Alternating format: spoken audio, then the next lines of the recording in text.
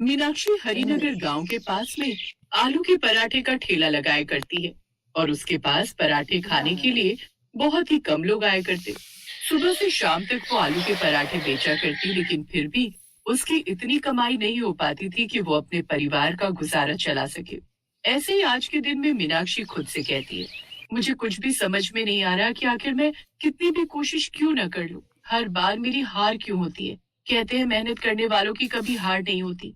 क्या मैं मेहनत नहीं करती? कितने महीने हो गए हैं मुझे ये सोचकर ठेला लगाते हुए कि आज नहीं तो कल मेरी कमाई बहुत अच्छी होगी। लेकिन हर रात मेरे हाथ लगता है तो वो पैसा नहीं होता, वो सिर्फ और सिर्फ निराशा होती है। आखिर क्यों? मीनाक्षी ये बोलकर बहुत ज्यादा उदास हो जाती है और उसके बाद में अपना सारा सामान साफ करके, जो 2-4 ग्राहक आए थे और इधर उधर कूड़ा हुआ था, वो सारा साफ करके घर पहुंचती है। जैसे ही वो घर आती है, उसकी सास सावित्री उससे सवाल करती है, क्या बात है मीनाक्षी बहू, तेरे चेहरे की उदासी बता रही है कि आज भी तेरी कुछ ज्यादा खास कमाई नहीं हुई है। मैं तो कहती हूँ गांव के अंदर एक कपड़े की फैक्ट्री शुरू हुई है। अगर तेरी पराठे बेचकर अच्छी कमाई नहीं हो रही है, तो मैं अपनी पड़ोसन से बात करके तेरी नौकरी वहां लगवा देती हूँ। नहीं माँ जी, आप तो जानती हैं कि जब वो मरे थे तो उन्होंने मुझसे वचन लिया था कि मैं कभी भी किसी और के यहाँ काम नहीं करूंगी और हमेशा अपना खुद का काम शुरू करूंगी। और मैं आलू के पराठे इसलिए बेचती हूँ क्योंकि इसमें लागत सबसे कम आती है। अच्छा ये सब छोड़, मैं जानती हूँ कि तेरे ठेले पर पराठे जरूर बचे होंगे। जा उन्हें लेकर आ जा। तू और मैं वही पराठे खाकर अपना पेट भर लेंगे। इसलिए मैंने आज खाना बनाया ही नहीं। मीनाक्षी को खुशी भी होती है कि उसकी सास इतनी ज्यादा समझदार है और बुरा भी लगता है क्योंकि उसकी सास जानती थी कि मीनाक्षी की कमाई ज्यादा नहीं हुई होगी और उसके ठेले पर पराठे बच गए होंगे। ऐसे कुछ दिन गुजरते हैं और एक दिन उसी के ठेले के सामने एक बहुत ही सुंदर दिखने वाली लड़की पायल ठेला लगाती है। उसने भी चाय और आलू के पराठे ही रखे हुए थे। वो इतनी सुंदर थी कि सिर्फ उसे देखने के लिए उसके ठेले पर भीड़ लगने लगती है। और ये सब कुछ देखते हुए मीनाक्षी उदास हो जाती है और खुद से कहती है, आखिर क्यों भगवान, क्यों आपको सारी परीक्षा मेरी ही लेनी है? अरे यहाँ पर तो मुश्किल से मैं ठेले का गुजारा निकाल पा रही थी और आपने मेरे सामने इतनी सुंदर प्रतिभागी लाकर खड़ी कर दी। अब मैं करूँ तो क्या करूँ? मीनाक्षी को लगा था कि पायल के उसके ठेले के सामने आलू के पराठे बेचने से उसे परेशानी होगी, लेकिन शायद किस्मत को कुछ और ही मंजूर था। पायल को देखने और उसके ठेले पर पराठे खाने के लिए कई लोग आया करते और जब पायल अकेले सब कुछ संभाल नहीं पाती, तो कुछ ग्राहक अपने आप ही मीनाक्षी के ठेले पर चले जाते।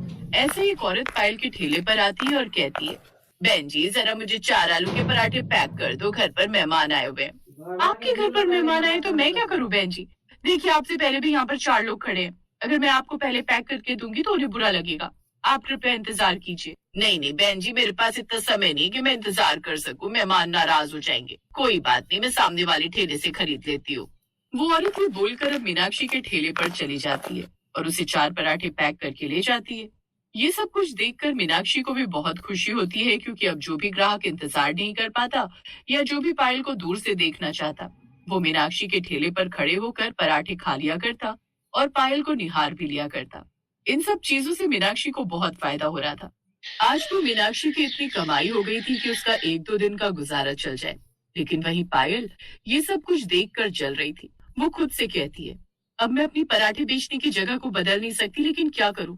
यहाँ पर पराठे का ठेला लगाने से मुझसे ज्यादा तो इस सामने वाली पड़ोसन का भला हो रहा है। मुझे कुछ तो ऐसा करना ही होगा जिससे ये यहाँ पर पराठे बेचना छोड़ दे। अब ऐसा ही होता है। पायल एक आदमी को कुछ पैसे देती है और मौका पाकर वो मीनाक्षी के आलू के मिक्सर में ज्यादा लाल मिर्च मिलवा देता है। मीनाक्षी का भी इस बात पर ज्यादा ध्यान नहीं जाता और वो ज्यादा मिर्ची के आलू के पराठे बनाकर तैयार कर देती है। थोड़ी ही देर में जब सारे ग्राहक उसके मिर्ची के पराठे खाते हैं तो उन्हें वे बहुत पसंद आते हैं। आंटी आपके आलू के पराठे कितने अच्छे बने। मिर्ची वाले आलू के पराठे खाकर तो मजा आ गया। लोग तो नॉर्मल आलू के पराठे बनाते हैं, लेकिन जब हम इस ठंडे ठंडे दही के साथ ये मिर्ची वाले पराठे खा रहे हैं तो बहुत अच्छा लग रहा है। हाँ बेटा, वैसे तो मेरी जुबान को उम्र की वजह से कुछ महसूस ही नहीं होता, लेकिन तेरे ये मिर्ची वाले पराठे इस गर्मा गर्म कड़क चाय के साथ खाकर तो मजा ही आ गया। ऐसे ही पराठे बनाया कर। मीनाक्षी वैसे तो ये बात सुनकर हैरान रह जाती है क्योंकि उसे खुद नहीं पता था कि पराठे में इतनी मिर्ची है। तभी वो एक पराठा खुद खाकर देखती है और अपने मन में कहती है, हे भगवान, इतने तीखे आलू के पराठे? मैं तो इतनी मिर्ची कभी डालती नहीं हूँ। फिर ये क्या हो गया? इतने सालों से यहाँ पर आलू के पराठे बेचने का काम कर रही हूँ। ये भूल मुझसे तो नहीं हो सकती। जरूर ये किसी की चाल है, पर किसकी? मीनाक्षी ये बोलकर जब आसपास देखती है, तो पायल उसे अपने ठेले से घूर रही होती है। उसका ध्यान अपने ग्राहकों पर कम और मीनाक्षी के ठेले पर ज्यादा होता है।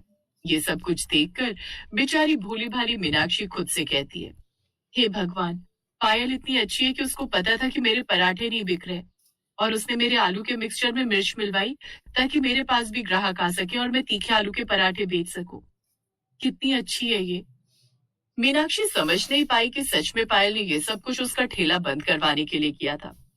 लेकिन उस दिन के बाद तो मीनाक्षी की जैसे निकल पड़ी। जब वो शाम को घर आती है, तो सावित्री उससे कहती है, ला बहू, जो तेरे आलू के पराठे बचे हैं वो दे दे। मैंने आज भी खाना नहीं बनाया है, उसे ही हम लोग गरम करके खा लेंगे। मीनाक्षी को बहुत खुशी होती है कि आज वो पहली बार अपनी सास को गलत साबित करके रहेगी। वो अपनी सास को बताती है कि आज उसके सारे आलू के पराठे बिक गए हैं, और ये कैसे हुआ।